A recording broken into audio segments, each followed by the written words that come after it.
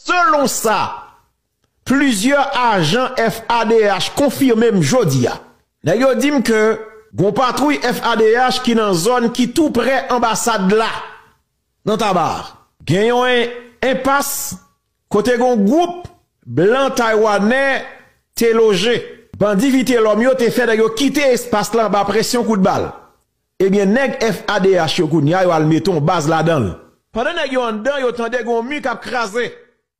Yo dit gadon moi qui manque bien gars ça monsieur pour gen chef dans espace là pour nèg yo craser mi so kon vite l'homme pas peur bail ça même. Le nèg yo tande gon mu k'ap craser.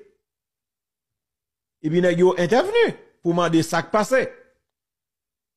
Et puis rapidement yo rend yo compte que c'est nèg vite l'homme k'ap frappé puis nèg yo dit ah n'a frappé monsieur nèg yo pété coup de balle à nèg yo.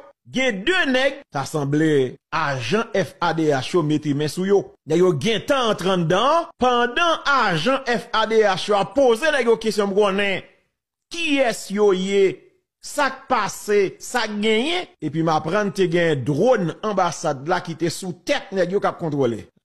Pendant tout mouvement yo le nèg la me yo décider kounya pour yo bay nèg yo ça yo mérité selon ça yo rapporté non gagné représentant ambassade là qui débarqué qui vient prendre nèg yo.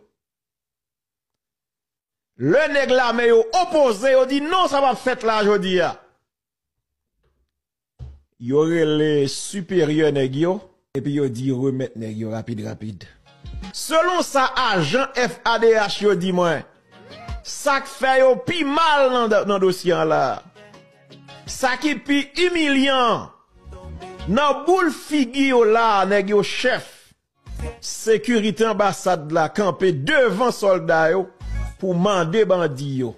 Qui côté yo sorti, nan qui base yo sorti, nan base crasé barrière. Et puis yo mette yo nan blende yo à la yo.